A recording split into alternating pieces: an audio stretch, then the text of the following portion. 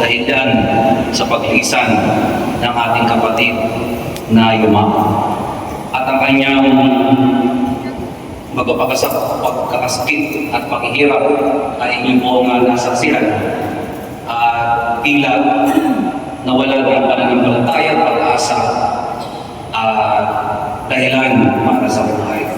Pero sa ating pong pagdiriwa ngayon, sinasabi sa atin ng ating Panginoon na ang kanyang buhay ay tapos na dito sa lupa, pero hindi ito buhay na natalo, kundi buhay na meron ng kapahingahan. Kaya sabi ng Panginoon, huwag kayong mabalisa.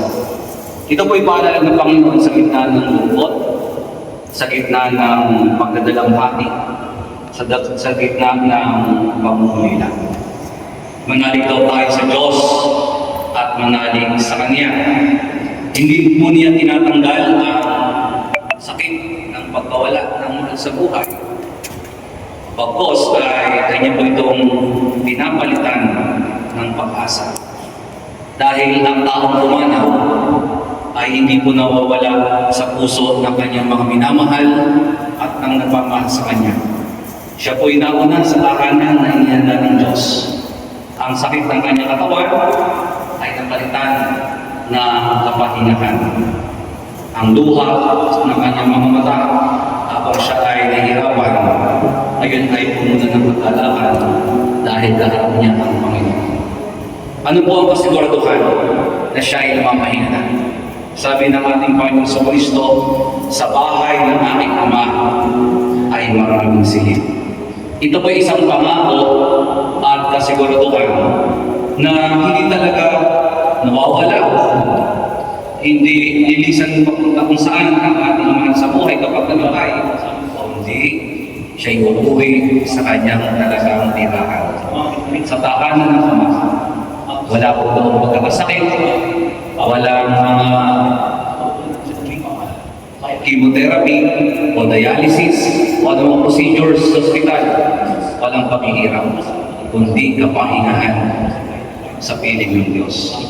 At sabi po ng Imam Santo Papa Benedicto, heaven is not just a dream, it is our dream. Lahat tayo ay uuwi sa tahanan ito, sa bahay ng Diyos. Paano tayo makakarating doon? Sabi ng Panginoon, ako ang daan, ang katotohanan, at ang buhay. Dahil kuminsan po ay may mga tanong tayo, may mga pagdududa.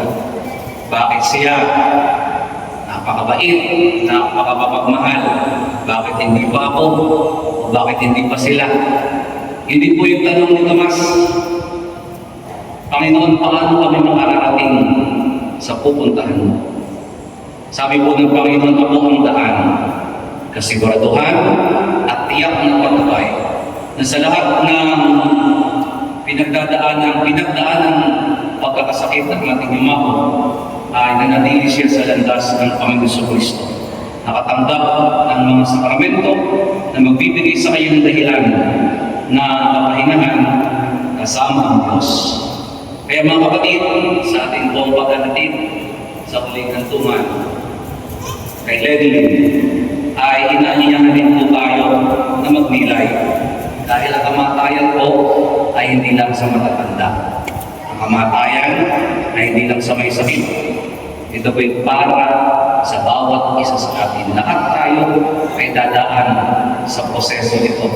Hindi lang natin alam kung kailan, kung paano, pero tiyak ang paanyaya ni Jesus na kapag sumunod tayo sa Kanya, makakarating tayo sa karamihan ng Diyos. Kaya pag nilayan po natin, habang ihahatid natin sa uling tungan ng ating kapatid na Yumao, ay pag nilayan natin kung mayroon pa tayo hindi na magpatawad, magpatawad na tayo para mawala kasalanan. Kung mayroon dapat tayo pasalamatan, napapin, gawin na natin at nang hindi tayo mawalan ng oras. At kung mayroon pa tayong pagkukulang sa ating relasyon sa Diyos, ating nagpupunan. Kaya po, sa pagpapatuloy ng ating misa, panalangin natin ang ating kapatid na Yumao, magpatawad ng Diyos sa kanyang mga pagkakasala. Panalangin natin ang pamilya, na ang ulila sa kanyang pagpapala. Panalangin natin ang bawat isa na tayo handang umarap sa Diyos sa panahong tinawag niya tayo. Tumayo po agad.